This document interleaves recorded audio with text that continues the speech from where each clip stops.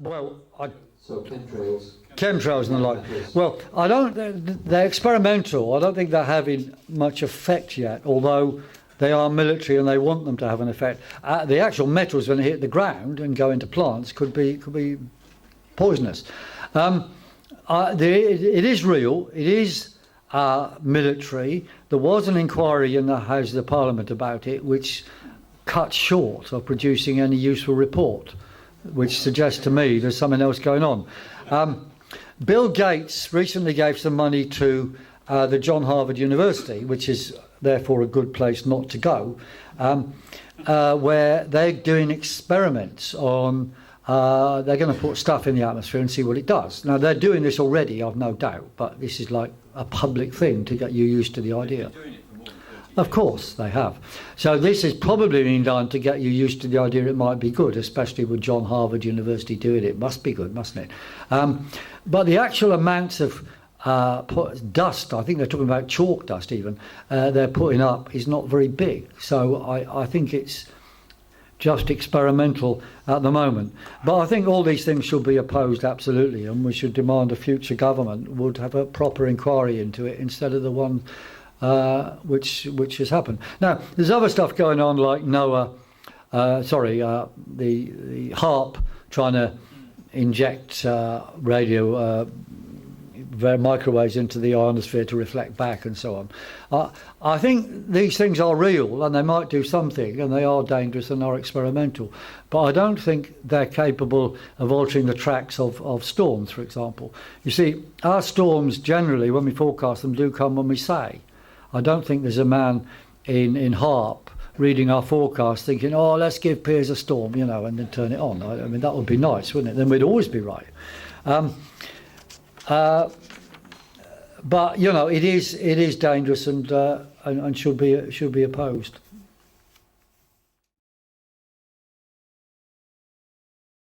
Can you explain the hurricane of 9/11? Right. Yes. When 9/11 happened, there was allegedly a hurricane in the sea, although it seemed to just pop up.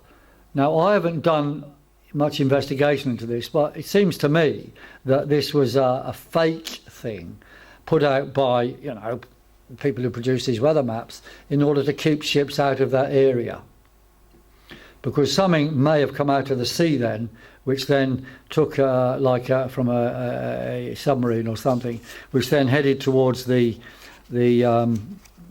Pentagon and went round it and made a hole in the wall. But it wasn't a nuclear explosion, though it could have been. So it was a warning of some sort. I don't know, but what I'm saying is 9/11 wasn't what we were told, and that storm, I think, didn't exist. This is an assertion. I don't know for sure, but I think it should be investigated by those who are able to do so. I mean, I think there's a lot of unanswered questions about 9/11, so I can't really answer them. I know there's lots of theories out there, and not all the theories agree with each other, but then they wouldn't. But I mean, carry on looking.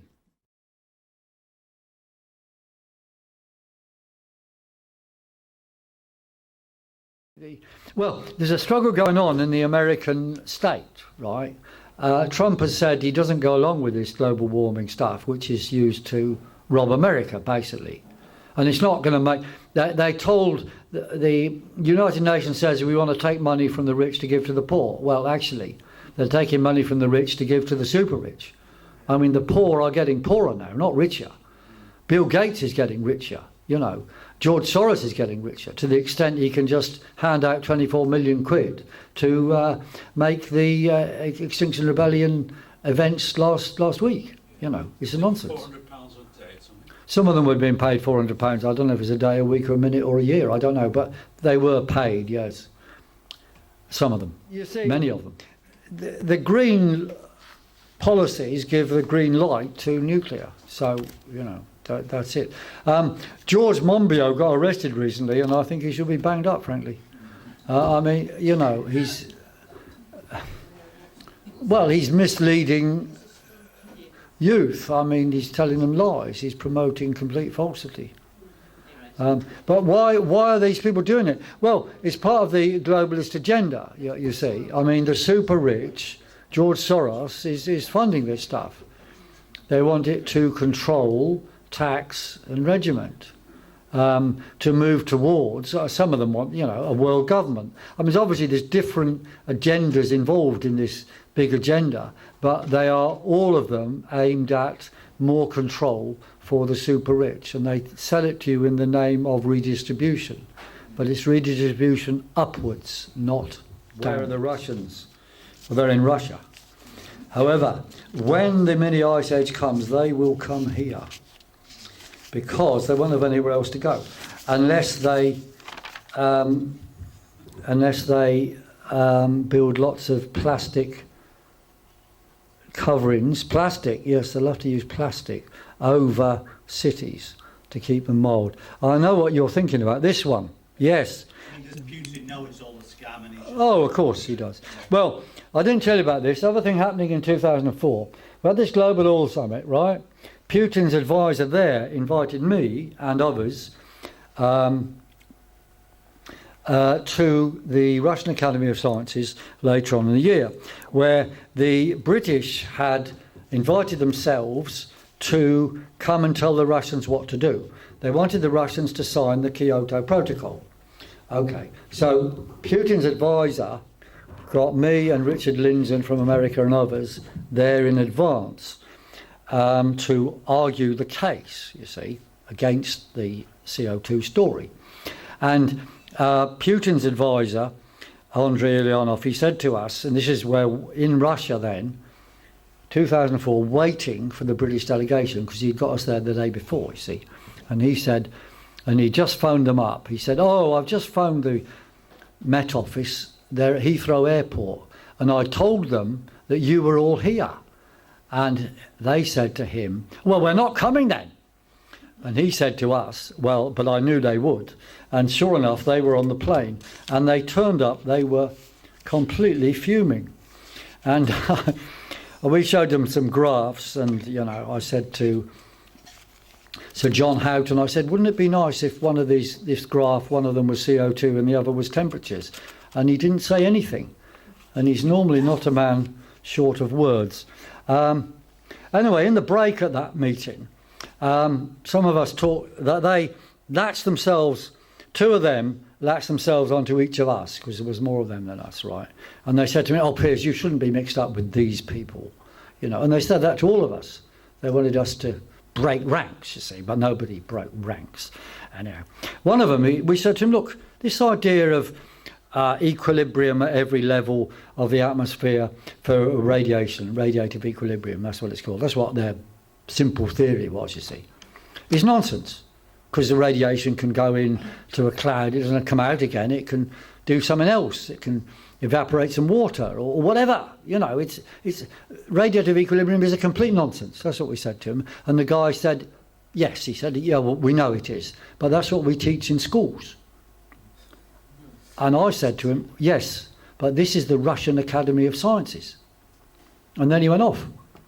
So, it's a nonsense. They were just trying to force the Russians into something. Anyway, that meeting agreed that there was the man-made climate change theory was nonsense and CO2 didn't control climate, right? And they advised Putin not to sign the Kyoto Protocol. Well, 2 months after that, I was watching the TV, and there was Putin signing the Kyoto Protocol. And this was important because it got the number of signatories above a certain amount to make it law or something, to impose it on all countries, you see, or try to.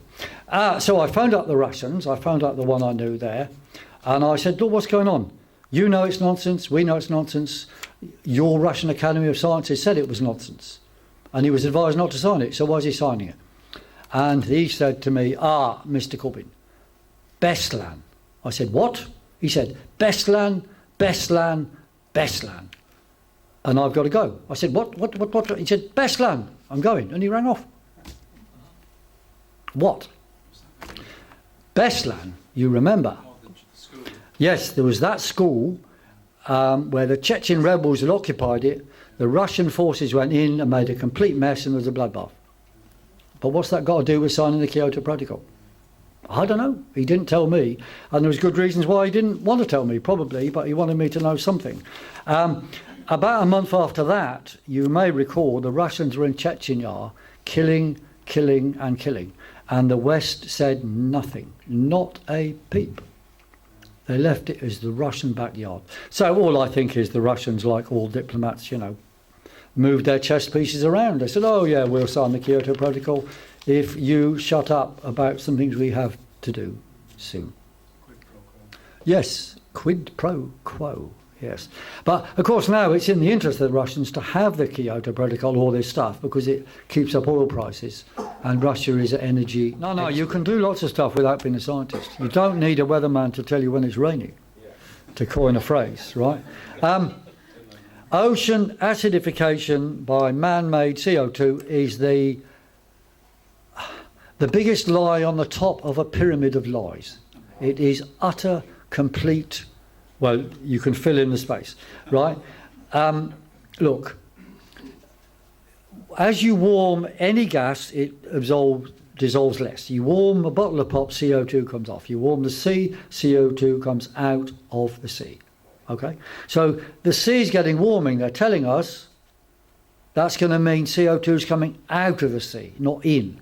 So there'll be less CO2 in the sea. And they're saying there's more CO2 while it's warming. It's a nonsense. The very basic physics doesn't agree with anything they're saying.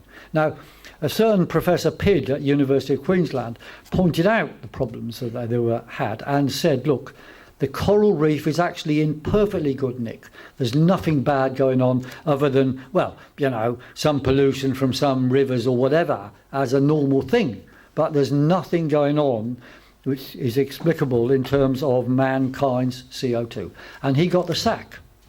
He got the sack. There was a big court case then where he was reinstated. So it's a bit strange now. We got courts deciding science, which is like weird. I mean, it's better the court does it than he was chucked out. But frankly, it's a disgrace that universities are at this. Same as Penn State University. It's a disgrace that these people are allowed in there to peddle lies. Do you think eventually they'll make climate change denial illegal? Well, they'd like to do that, yeah. I mean,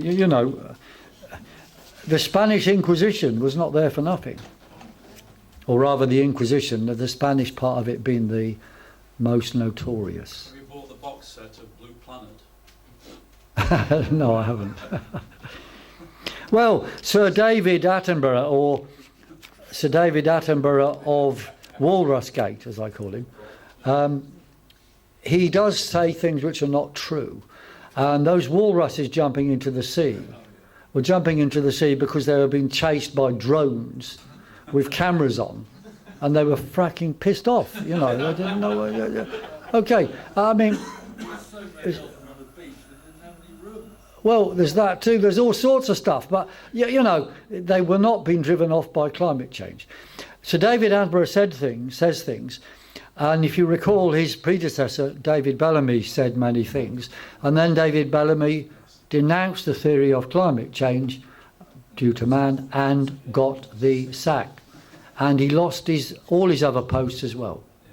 He was pushed into the wilderness. The same would happen to Sir David Attenborough if he spoke the truth. Well, he doesn't like us anyway, does he? He doesn't like human beings. Well, apparently not. And he doesn't like plastic, but I'm sure he wears some, and I see there's plastic all over this room. I mean, if Extinction Rebellion and these people had their way, we would be back in the Stone Age. Yeah. I mean, literally, we would be back in the Stone Age.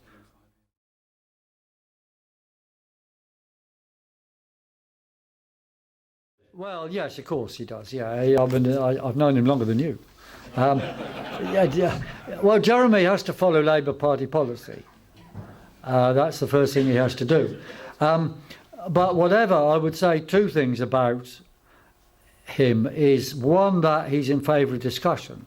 So when the chips are down and we're in a colder weather and climate, the issue of climate policy and energy policy will come up, and I'm sure he'd want proper discussion on it. You see, the Climate Change Act 2008 says that as the science changes, then our measures will change. Well, the science has already changed because the jet stream is doing not what they thought it should. It's doing something else. So the door's open for a proper debate, and I would say that has to be a proper debate on energy policy, which could deal, we hope, with reality.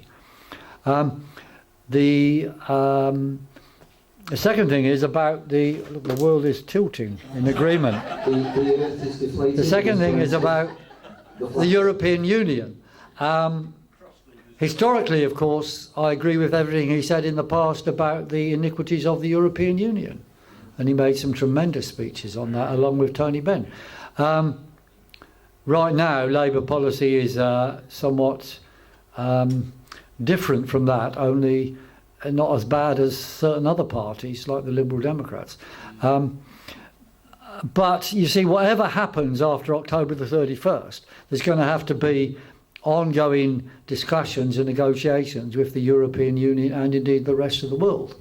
And my brother would be the best person to lead those discussions rather than Boris Johnson, who has a certain much narrower interest framework backing him. So, you know, whatever is not adequate now, I would say, vote Labour for my brother to give a new horizon. That's all.